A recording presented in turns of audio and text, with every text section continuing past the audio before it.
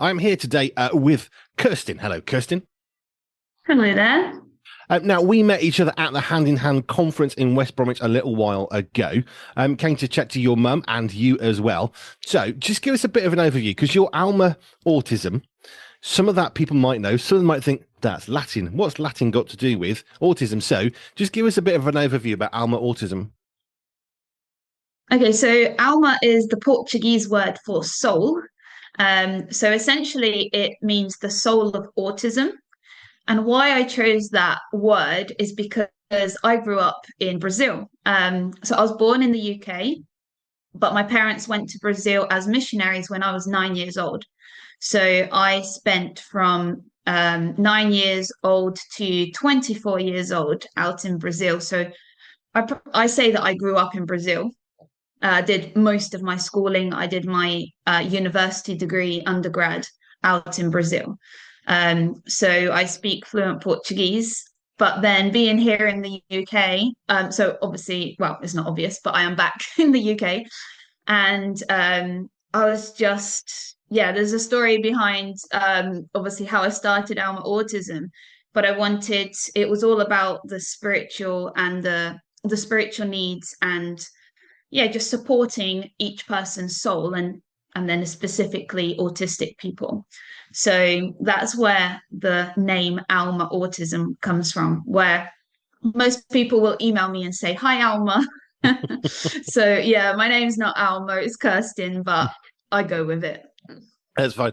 I was a truck driver over 15, 20 years, and I was known as Drive because it was quicker. And I did get to the point, not long into my career of truck driving, I had a big registration plate made it with my name on it. And it wasn't for anything else other than that's my name. I'm not called to drive. Yes, I'm a driver, but my name actually is Andy. So I actually said Andy B on the cab, just because I was fed up of being called Drive. It's not my name. Who's called Drive? So it used to wind me up. So my wife put me a registration plate, stuck it in the cab. So that's a little bit of history about where you've come from. Let's just touch on the missionary part in Brazil. So you're 9 years old, you go over to Brazil, you spend the next, what's that, about 10, 12 years or so, roughly in my head, over in Brazil. How did you Yeah. find life in Brazil after having lived for 9 years in the UK? I mean, we talk about culture shock of coming to the UK, but what's it like going to somewhere else? So we didn't speak the language when we went out there. So that I think Okay. was the main communication barrier of language. So I have two siblings. I have a twin brother and an older sister. She's 2 years older than us. And we went over, and my parents just put us straight into public school, Portuguese speaking school, and were like, get on with it. That's pretty much my family is let's just dive into these things and learn with other people. And that's how we learned Portuguese, Brazilian Portuguese. And so, yeah, as a kid, really, obviously going to school, a big difference is in Brazil, you only go to school for one period of the day. So we went to school only in the morning. So by half 11, 12, we were finishing school, going home.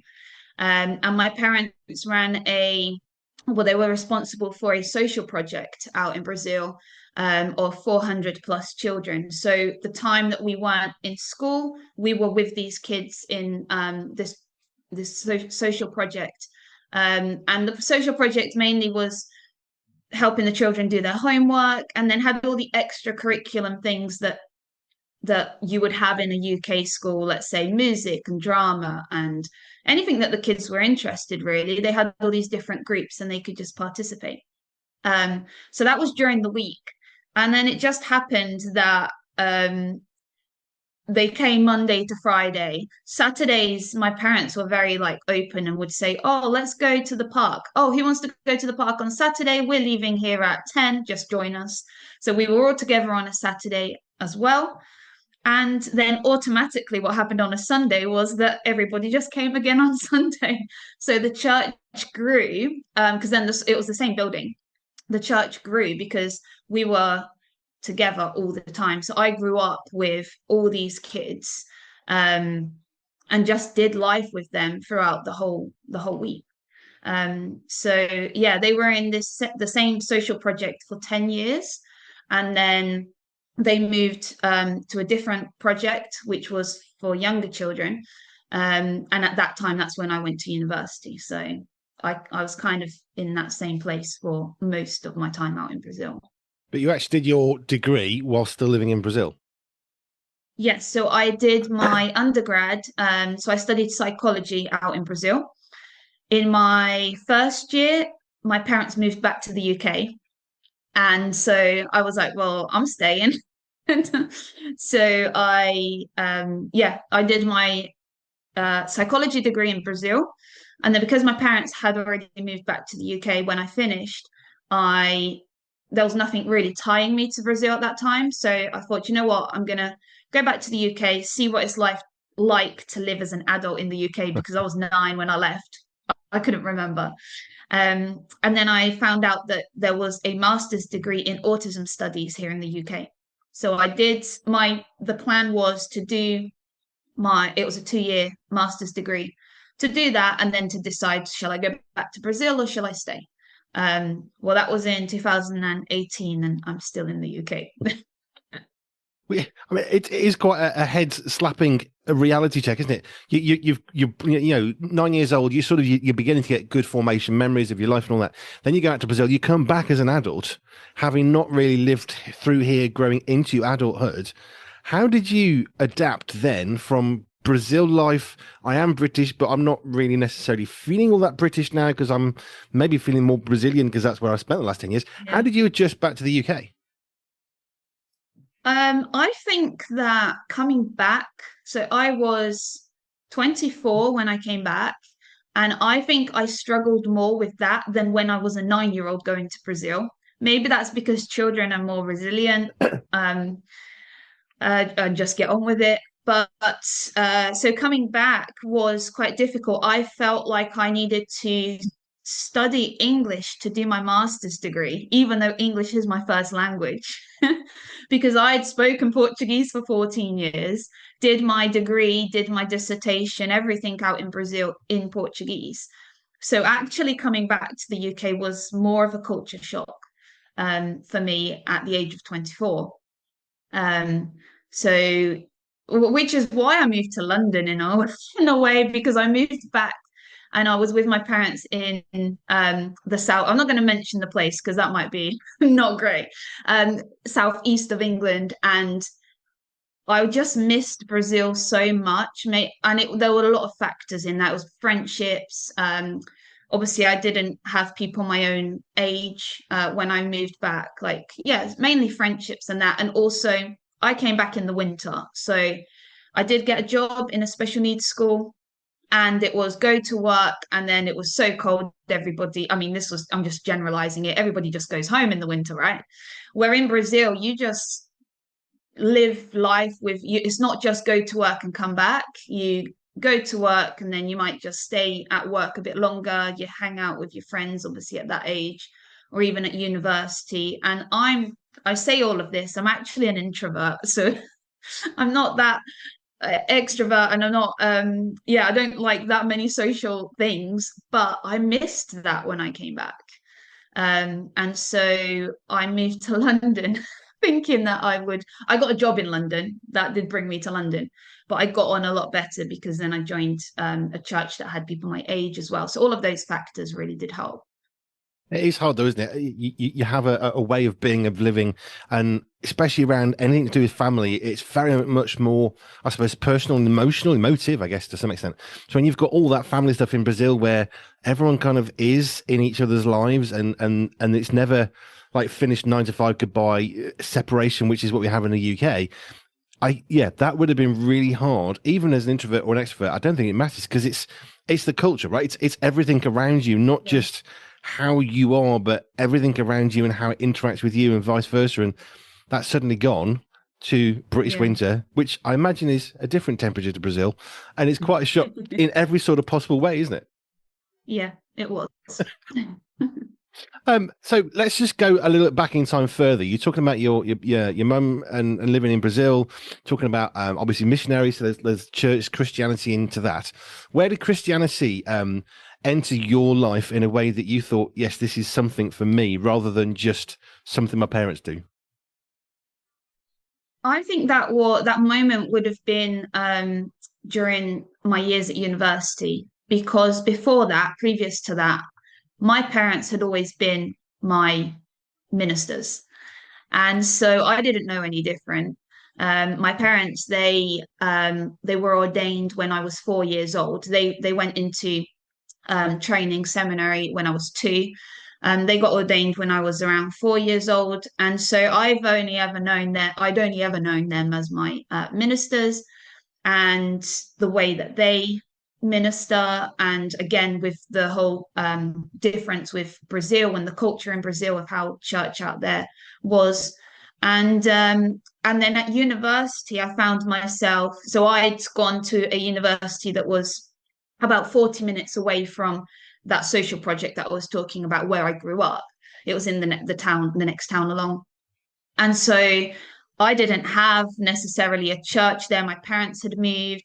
And then with studies, you're just like, oh, 40 minutes on the bus, which actually was, you can't rely on transport in Brazil. So it wasn't actually, it was 40 minutes if I had a car, but I didn't. So it could have been up to 2 hours. Or if the bus decides to come by, if it doesn't, then you're just still waiting. So that's another thing about Brazil. But I found myself not going so often to that church where I was brought up. And everyone my age, we're all getting on with life and doing other things as well. So during my time at university, actually was more of, I'd say, like a pause of going to church. And that's where I think I came into a better relationship with God, knowing that I can have a relationship with God, just me and him in my dorm room, for example. I struggled obviously at the beginning until I realized that. But then once I accepted that, I think that would have been my moment of right, this is now my personal relationship, how I want to, well, not how I want to shape it, but how God is shaping my journey. And then not feeling guilty that I wasn't actually getting to church every Sunday. And friends helped me with that, like with through conversations and understanding where I was at in that time. And then kind of jumping along from that, so I was which leads me into the bit about autism. It's all kind of connected. It is connected. I when I finished university and I was already experiencing working with autistic people, I just had this passion and curiosity to know, actually, how does this person that's different to me have a relationship with God? And how can I help these people in their own unique ways? So I kind of took it from, oh, I've got a unique journey and my personal relationship with God, and how can I support others that are different in so many ways have their relationship with God as well? And so I think I matured a lot through that. So I'd say, yeah, my personal journey would have been from my early 20s. So, Even though I'd say I've been a Christian all my life. And as I said, yeah. I've always believed in God and just grown up. But it's that separation from your parents, like you're saying. Yeah, so you've grown up in and around churchy stuff, Christianity stuff. So obviously, it's going to infuse in you in different ways. We have different reactions to that. So was it at university when that pause happened? Is that when you decided, you know what, Jesus is for me personally, or was that something you probably maybe earlier decided to do, but it sort of, I suppose, it was such a part of everything around you, it wasn't something you had to think of quite so much? Yeah, exactly that. So I think when I was younger, it was we just did devotionals together. We did Bible studies together. It was I don't know if this is the right word to use, but I'm just going to say it's kind of automatic. So and again, because all your friends, I mean, there was a big group of kids around me at the social project. So because everybody did it, we just did that together. We obviously had small groups of study where we were challenged to think a bit deeper and what does this mean for you. But I think it was, yeah, when all of that stripped away is when, so for me, when I was at uni and like, oh, church is a bit more distant and I'm not near those friends that I grew up with, you start thinking, okay, what does it actually mean for me? So university, you're having more, I don't want to use the word enlightened or revelation. It's not necessarily sounds like that. I think for some folk it is. For my wife it was. For me it was just, well, I was in a church and we went there and that's what we did. And it made sense to decide to follow Jesus. But it wasn't such a a reactive thing, whereas my wife was very much not Christian, not a Christian home, and then all of a sudden decided, do you know what, this is important. It was very much, it was like a Paul on the road to Damascus, lights and stuff going on, and we have a very different faith beginning, I suppose you might want to call it. So university happens for you, and you're now thinking, okay, faith, autism, degree, and at some point along that journey, which I know a teeny bit of, you start to link those much more directly. So why did you do psychology, and how did you then move towards autism? What was the, I suppose, the emotional connection between the two? So I did psychology because one, I didn't really know what to do. But at the social project where I grew up, there was a psychologist, and I used to love her sessions. She would do group sessions with the teenagers. And I think I admired her work, but also seeing the factor of helping people. So, how can I serve? How can I understand people? How can I understand the mind? Um, I don't know what else to do, so let's just go and do this. That's really how I got into doing psychology. And then, because nothing else was really pulling me towards a different field of study. Um, in my fourth year of university, we were encouraged to do placement. So we had to do four different placements in different fields of psychology. And one of those was in the field of education. And and so at this point, I needed it to be a paid placement slash job to pay my rent. And I found this advert that said that this little child, so back then so this is like 2012, 2013. So autism wasn't really spoken about in Brazil back then. And there was this advert that said to look after, be a one-to-one with this little girl in her nursery slash preschool, because the years are all different out there. But to be a one-to-one with this little girl, and she was 3 at the time, going on 4. She's non-verbal, incontinent.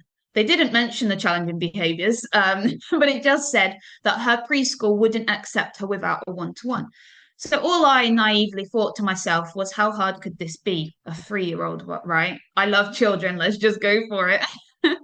I learned a lot with that 3-year-old. And because I'd had no training in, let's say, autism. Again, back then she wasn't diagnosed as autistic then, just that she had some developmental delays. I had no training in that whatsoever. I think we had, like, throughout my 5-year degree, we had one morning of a seminar that spoke about disabilities. That was literally it. So I just learned on the job, and I just became curious about so I would go every day with her. So I did university in the morning and then work with her in the afternoon, taking her to preschool. So this has nothing to do with church, really. It's just going to this education center, and I would see her and say, hang on, she is learning, but she's learning different to her peers. So I'd go home that evening and kind of Google, how can I teach her colors and the alphabet in all these different ways? And it was trial and error, really, what would work for her.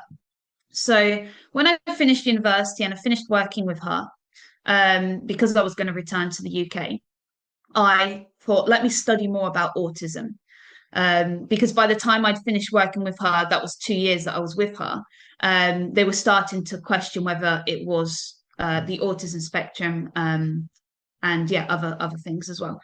So I came back, started studying autism studies as my master's degree, and I thought, right, I think my research could be about the spiritual needs of autistic people, because, as I said, I'm a Christian, and I just kind of matured in my own spirituality, let's say. So my research was faith, spirituality, and people with autism, or autistic people. And the actual outcome of my research was not how do we support the spiritual needs, but the outcome or the results was, we're not even talking about the spiritual needs of autistic people, let alone supporting them. And so that's really what my research was trying to say, like, right, okay, so an autistic person, are they even, if they can get to church, are they going? If they can't get to church, how do we meet their needs where they are? So that was that was the end of my studies then, that then kind of was the birth of Alma Autism. Wow. Uh, Also, throughout what you were just saying, you keep on linking back to your time in Brazil and how Mhm. you were sort of baptism of fire, might be the other way of putting it. Of, okay, off you go to school, you don't speak the language, you'll pick it up.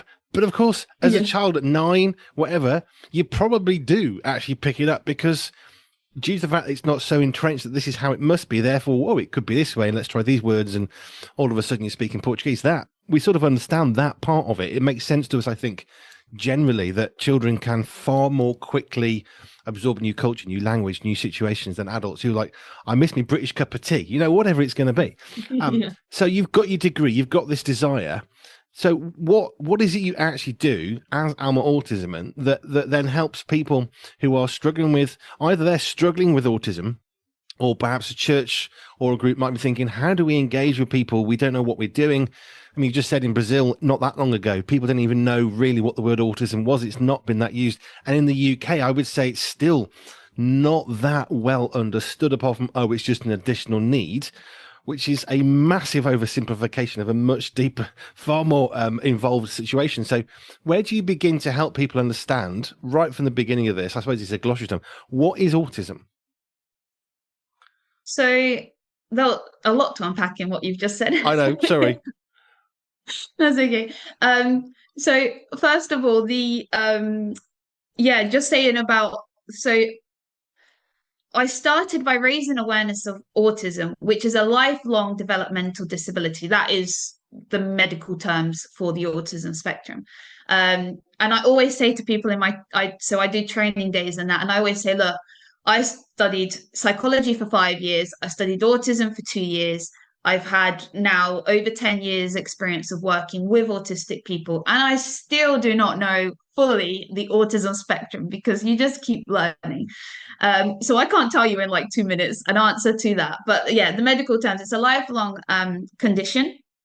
There's lots of different things in the terminology. So some people will say disability, some people will say condition. I always suggest in my training that you ask, if you meet somebody or a family, just ask their preference, because people take some things very personally because it's about them at the end of the day. So ask people their preference.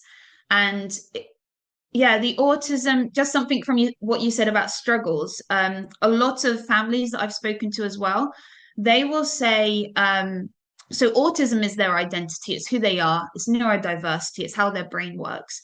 The struggles are actually like the co-conditions that come very often with autism. So they might have struggles with anxiety and depression because of some of the difficulties that autism, like the characteristics of autism, let's say one of them will be difficulties with social communication. Because of that, which is part of them, that might cause anxiety. And so what people struggle with are those like co-occurring conditions. Parents often say, oh, we struggle because my child just won't sleep. So it's very common of sleep differences as well. And so the struggles are those things that come alongside autism. So I'd finished my research, the masters, that literally said, okay, we're not even talking about autism. And like you said, even so, I graduated in 2017, and from then, it's a funny story, really. I had surgery on both of my feet at this time, and so I was bedbound with my feet up, but my brain was ticking, right? You've just done this research that has just told you that people don't even know about autism, let alone supporting autistic people. So I was like, what can I do? What can I do?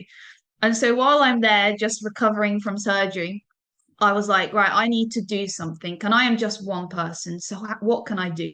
So I started writing a blog on the internet, obviously because I was still like homebound at this time.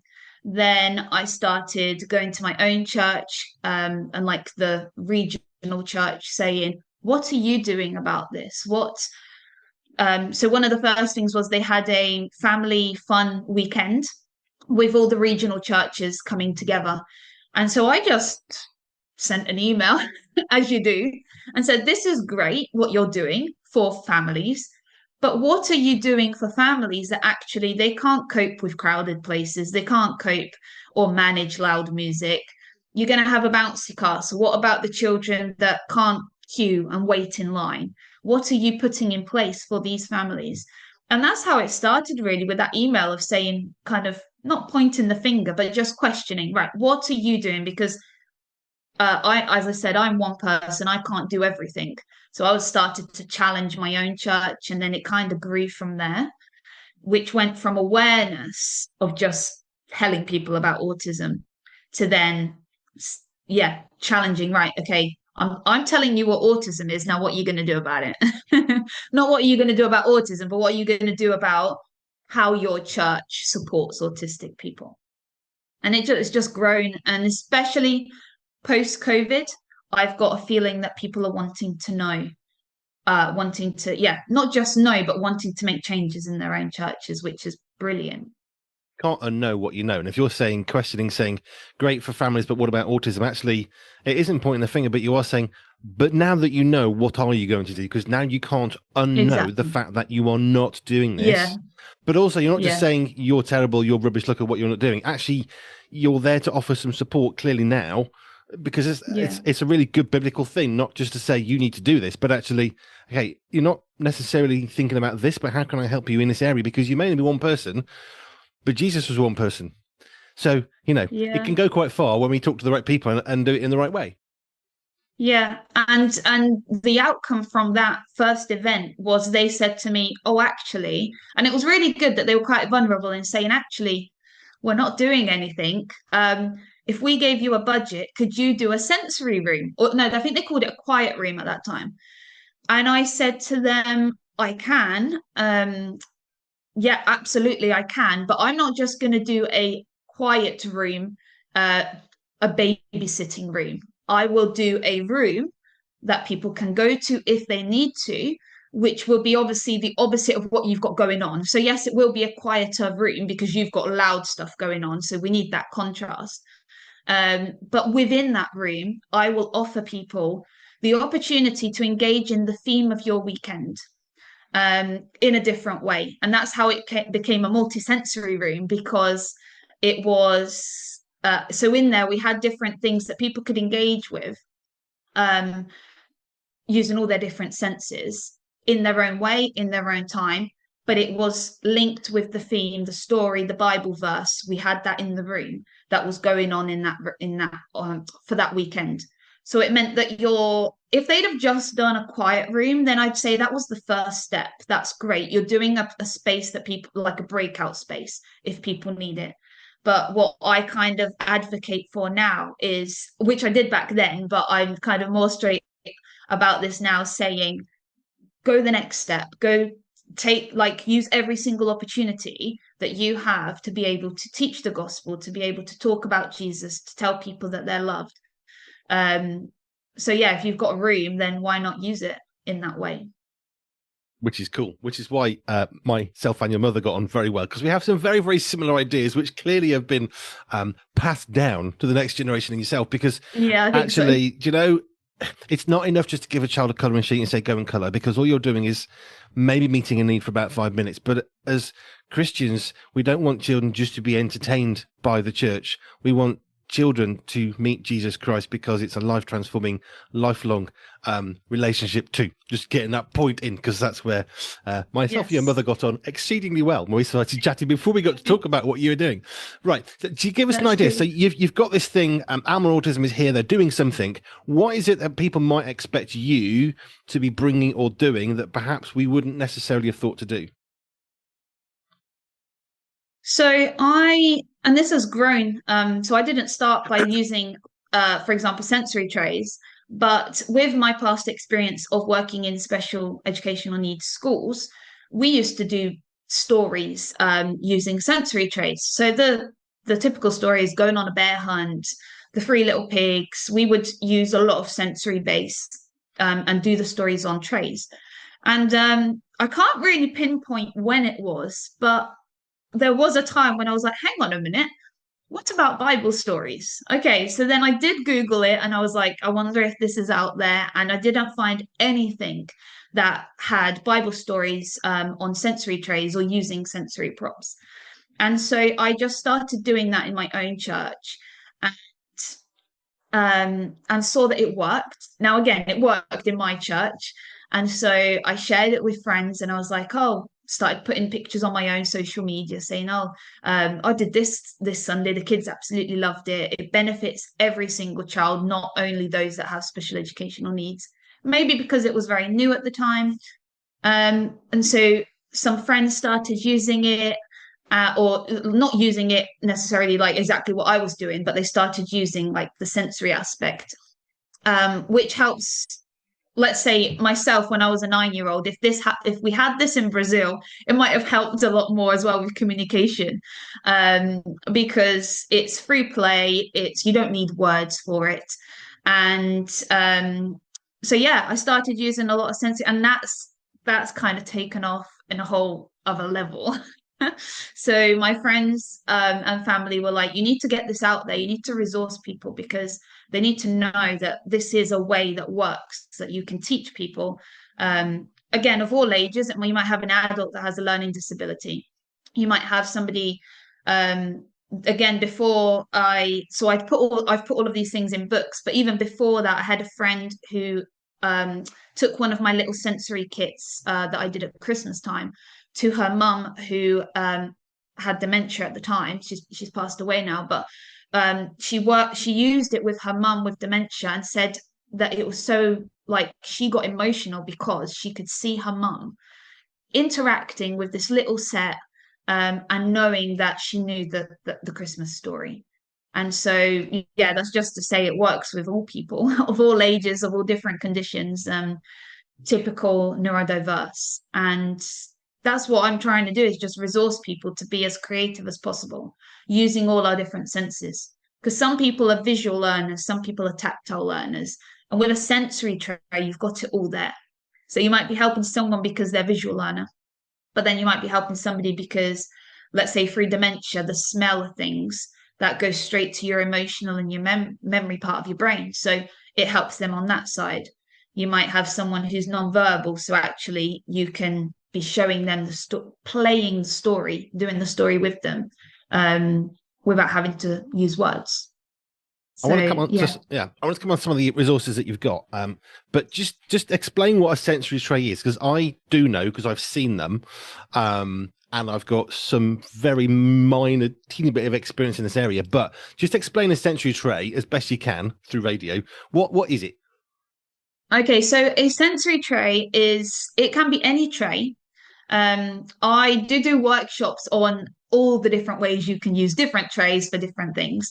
But essentially, it is a tray that has items that so what I try to do is incorporate all our senses. So something that you can, obviously, well, you're going to see the tray, something you can touch, something you can taste, something you can smell, something that you can hear. So you try and put all these different things on. But I also take it to have the opportunity of having a sensory tray. I work with a lot of children. I also do respite foster care for children with disabilities who put everything in their mouths. So I also make the trays completely taste safe. I used to say edible, and then somebody said to me, "Are they meant to eat it?" So I've changed my terminology for that, and so it's taste safe. If they put it in their mouth, it's fine. So we'll use like colored rice, because again, they're not going to like just scoop up and eat mouthfuls of it. They're just experimenting through like a little baby, for example. And even, like I'm saying, children that have disabilities or learning difficulties and disabilities, they'll be experiencing the world through their mouths, through their taste. And so, yeah, colored rice, colored chickpeas, because chickpeas have a great sound when you like drop them on the tray. And so, one way of using the sensory tray is to start by using the senses, but then in a biblical way, teaching the Bible, is to relate that to the Bible teaching or to their connection with God. So one of the examples that I always say is, I might start by pouring rice or pouring something on the tray. And I'll say to them, can you hear that? And again, it doesn't have to be someone that's going to respond to me. I might not get any feedback. The person might not be able to say, oh, yes, I can hear that. So I'm just introducing it to them. Can you hear the rice? Now, how do we hear from God? And so I always connect it in those things. It might be like you've got lots of Psalms and Proverbs that might use lots of things like taste. I'm thinking of the Psalm with the honey. So you might say, oh, let's taste this honey. Isn't it, is it, so you can, it depends on the ability of the person, whether you're going to ask them questions like, what does it taste of? And then you wait for that response. Or you might just be introducing it like, oh, it's sweet, isn't it? How sweet is Jesus's love for us? And so it's connecting either the Bible story or the teaching of that Bible story with the senses that you've got, the sensory aspects that you're using on the train. Um, So for those that are watching, they can see this. So this, I don't know how great the image is, but this is an example of a sensory tray, for example. And so here I've got chickpeas, they're golden. And then, so this is the salvation story. I've used chocolate powder for this part, talking about temptation, not saying that chocolate's bad or sinful, but how tempted are we? And that, so if you add a little bit of water or oil to this mixture, actually it becomes a bit like soil, so you can talk about the dirt of sin. And then I use a sensory scarf for the blood of Jesus. So for this one, for example, I'd say wrap the scarf around the cross. How does Jesus wrap his love around us? So it's always connect. It's not just a play, which is great. That again, that would be the first step, to play with the tray. But then the second step would be to connect it with the teaching. And once you've accepted Jesus into your life, he wants us all to have a heart as pure as snow. So I've got that like fake snow there. If it needed to be taste safe, you could use flour, corn flour mixtures of there's different recipes for different things. And for this story, for example, Jesus wants us, now that you've accepted Jesus in your heart and you've got a pure heart, we still need to continue to grow. How do we grow like the plants and the flowers? So then we've got the green rice to represent that. But then we've got the Bible. And so one way that we can grow and is by learning about God through reading our Bible, through praying. And so that's how you would use a sensory tray essentially, using a sensory tray in a biblical way. I love what you're doing, which we might put under the bracket of an object lesson. And there are some great ones over the years. The Wordless book, I've forgotten who created that hundreds of years ago, which was a book with different colors that was the gospel story. And we've used it in a church service, and it's around this A5 book, and it starts with gold and you work through the colors, and it tells such a story just with a simple book with colors. It's got no words, no pictures, you can't touch it. It's still powerful. And this is like next level for me, object lessons of, okay, it's not just what you can see. Here's something you can touch, you can see, you can smell, and really interact with it, which is awesome. What other resources are you providing for, let's just say, churches that I think, okay, we recognize we've got a family who have got a child with autism. That's probably a pretty classic situation. We have no concept what to do. The family arrive very defensively. Yes, they will. We understand that. But what do we do? How do we engage with them? And what resources that you've got that churches can think, oh, we can have this to help us to engage with that family that wants to come but is struggling? So I do training days. That's for churches, so they can book a private talk. I call them private talks because it will be for their church. So I get to know their church beforehand, and I'll tailor the talk according to their tradition. And some churches have one room, some churches have many rooms. So I'm not going to go to a church that's only got one room and say, oh, you could have a sensory room. They don't have the space, the physical space for that. So I can do training specifically for churches, and as I said, tailor it to them. And then I do open talks, which people from any church can come to. So I will share my experience. I will give loads of different examples of what I've trialed and tested, and people can take away what works best for them.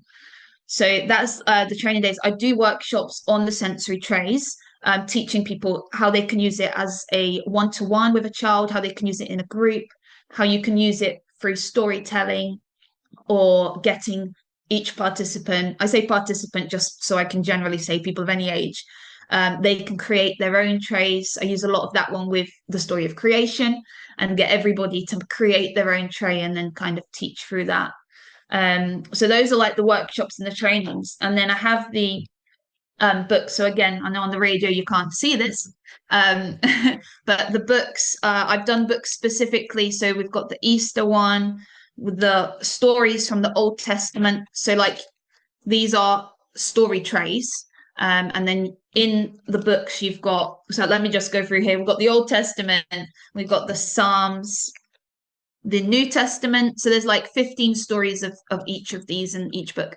The all-inclusive love of Jesus is stories about who Jesus loved and how he taught us to love. So that's literally everybody. But it's Jesus loved the sinner. Jesus loved his friends. Jesus loved the outcast. So it's those stories in the Bible. And then the Christmas story. And in these books, the first part has a little bit of theory about sensory processing, why use sensory elements in your teaching. And then also you've got pictures of the trays. I'm just going to find an example here. You've got pictures of the trays and then a list of everything you need to make. So the books are a guide on how to make the trays. And then there's also a reflection page. So it gives you ideas, like I said, pour the rice. Now, how do you hear? Can you hear it? All those like conversation starters are provided in the books. And at the back of the book, of every book, you've got recipes of the taste safe stuff. So a lot of people will say, oh, that's great, but I don't know how to make colored rice. I don't know how to make foamy water. So you've got the recipes in there as well. And then the other resource that I have are the picture symbols. So these are the same symbols that are used in special schools here in the UK. So if you have a child already, they'll be familiar with them. You can get this software. It's obviously you have to pay for the software. So a church might want to pay for this software, but a lot of churches don't have a massive budget to pay for that. And so I got a license to be able to sell these to sell the symbols, the pictures. So I've created the church ones, which can be used as a communication aid. So people who are nonverbal, pre-verbal, they can use these to request. For example, they might give you this one or point to this one as a request of, oh, I need prayer, I'd like prayer. Or they can be like with a some routine. hands on it in the prayer, which is what would make sense. Yes. Simple. Or they can be more of a lot of autistic people, especially like to know the routine or like routine, like the schedule. So you could put these so first we're going to read the Bible, then we're going to sing a song, and then we're going to pray. There's lots, there's 24 in this pack. So it helps with not only autistic people, you might have a child that's just anxious, or you might have a child that is there for the first time, or a child, I say child, again, you can use these with adults, it's just my experiences with children. It just helps them know what to expect and what's going to happen during their time with you. So yeah, it's just resourcing churches really with additional materials that are going to help with lots of different conditions and for all people. It's a good reason for you to go to YouTube before listening to this right now. There's a podcast version that'll be coming out later as well after the radio station show. But if you go to the video, you'll be able to see all the stuff that Kirstyn's been holding up. Actually get to see who she is. But the cards are great. And the card with a prayer, it's two hands together in prayer. It's an obvious praying symbol, but stuff like that that's really simple. It doesn't just help people who might have an additional struggle. We all have struggles one way or another, but actually that's one that anybody who can visually process something is going to understand much more simply and from a younger age. But also I would say for older folk, for example, if you've got a service, and having worked in churches full time for a little bit, it's so common that you go into a church, you think, why do they expect me to know we're going to go from this page to that page or this place to that place and come and do this now? And everyone's gone to one side of the church and you're thinking, well, I didn't know, which one do I go to? So even just the basics of navigating through a simple church service, that's the sort of stuff that can really help people to better engage, whether they're young or older, whether they've got any particular sensory needs or not. They're just new in the church building and thinking, why is everybody suddenly going to the front? What's going on here? Actually, little cards that say communion or prayer or Bible. It helps us to reference the word with an action, with something that we can do or not. Yeah. I always say, I know I look young if you're looking at me, but I am old enough to know that years and years ago in churches, we used to have the hymn numbers, you know? I mean, some churches. And so essentially this is like that. There were so many people, and you can't say it's just the children that would be looking and say, oh great, we're on the last hymn, because you knew that was the last number that was up on the board. So or those people that were waiting for their lunch, they knew that that was the last hit, like number whatever was the last hymn. So this is very similar to that. It's just helping people know their schedule, but also just a bit of advice as well for those that are wanting to make any like small changes. So these are all dyslexic friendly font. So again, if you change the font in the PowerPoint, the slides, the music that you're using, it's not only going to help those that are dyslexic, but everybody can read it. But the other way around doesn't work. So by changing the font, making sure, so these they're not, I know they probably look white on screen, but they're in like a cream off-white, so that you don't have the contrast of the black and the white font. So it's small changes like this that are not harmful for anybody, but on the contrary, they help so many people. I'm going to have to wrap this up because we're going to have to go into the news shortly. But how do people get hold of you, the resources? And I'm guessing you've got a website with all it there. Yes, so the website is really easy. It's almaautism.uk. I'm also on social media, so Facebook and Instagram, it's Alma Autism UK. And on there, you'll find more information about myself, more information about the trainings, the books. You can buy the books on the online, on the website. And I'm always happy to answer any, if you want to, there's a contact page on there, but also email. The email is info@almaautism.uk. And yeah, you can just email, and as soon as I am able to, I will respond in, because as I said, I'm one person, but I just love to be able to help other people to be able to do it where they're at in their own churches. Cool. Kirstyn, I was going to call you Alma then. No, Kirstyn, thank you. It's in my head now, almaautism.uk. Thank you for your time. Sensory health is something that we are very clearly passionate about here at Pure Radio, especially my own show. We have a sensory health regular expert every single week because it's something that affects every single one of us, whether we want to think about that or not. It does. And actually being aware of what's going on in our senses, it can be the difference between being able to engage and just walking away and not bothering. So I'm always passionately excited to support anybody who's trying to help people engage in church, whether it's because they're older or it's autism or whatever the particular struggle is. They've never been to a church before. There's always stuff we can do. And like I said, you're only one person. However, that one person's got a resource that anybody can have and share around. And all of a sudden, you've got this massive help. Kirstyn, thank you for your time today. And yeah, go and check out almaautism.uk if you want to know more. Kirstyn, thank you. Thank you so much for having me.